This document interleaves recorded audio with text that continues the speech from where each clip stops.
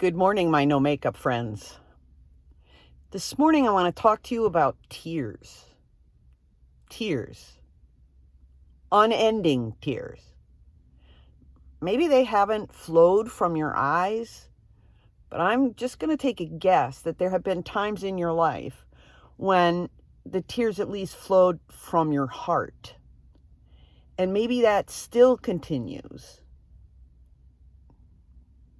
I had an episode like that last week that actually did result in flowing tears from my eyes. And they wouldn't stop. They wouldn't stop for hours. I could breathe a little, talk with a close friend a little, but they didn't really go away, and then they would start to flow again. And in the process of processing what was going on inside, that was the kick off, what was going on behind, I connected with, actually, this is what allowed the tears to flow. I connected with the woman in Luke 7. In the woman in Luke 7. You know, where Jesus was visiting Simon, a Pharisee. He was in the home of a Pharisee. And this woman appeared and came in crying and weeping. And she actually bent over Christ's feet. And literally, the text tells us, she washed his feet in her tears. Can you imagine the tears that fell, that she could wash his feet? And she dried them with her hair. And then she used some perfume. But over and over again, that passage, look it up, in Luke 7, it talks about feet. Feet. And there's a reason for that. I won't go into that right now, but here's the thing. I realized this morning as I was working out, because I identified with that woman in my tear. It was very interesting how the Lord wove together the devotion section that I read that day that touched it off. And I didn't even realize it until I was sharing, and I went back to that and I went, oh yes, all these tears that won't stop. They remind me of the woman in Luke 7. And I read through the passage. But today I realized she was weeping profusely. The tears flowed to that extent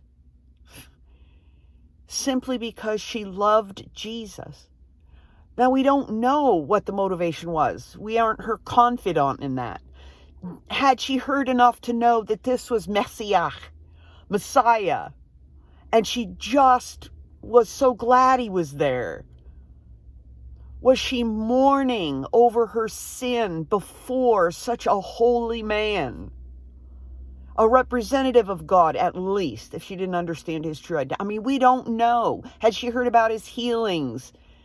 And so we don't really know. But this one thing we do know this. She had not been forgiven. She wasn't weeping in gratitude because Christ had taken away her sin and all the cost of her sin. She didn't know that. She had no assurance that that was true.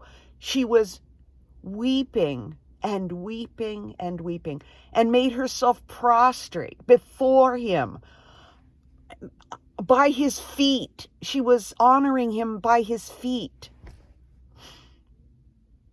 It wasn't until that scene was over and other people told him, why are you allowing this, that Christ told her she was forgiven. Then she knew. So this morning I have to ask myself, does my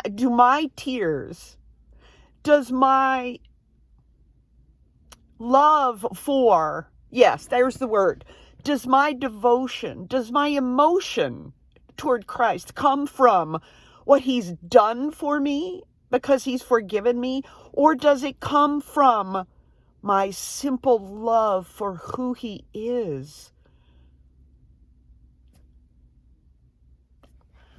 I guess it's probably it's a connection, because I live after that fact. I think that the woman with tears, with endless tears, continued to love Jesus, maybe even more ardently, more passionately. I don't know.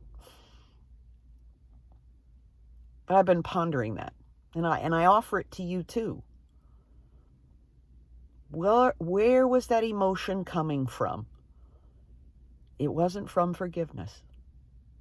And I think that those of us who live after the New Testament, after everything was clarified, where Christ's work and life and death and resurrection, where all that has been clarified for us, that maybe we're missing something. I don't know. Anyway, have a blessed day.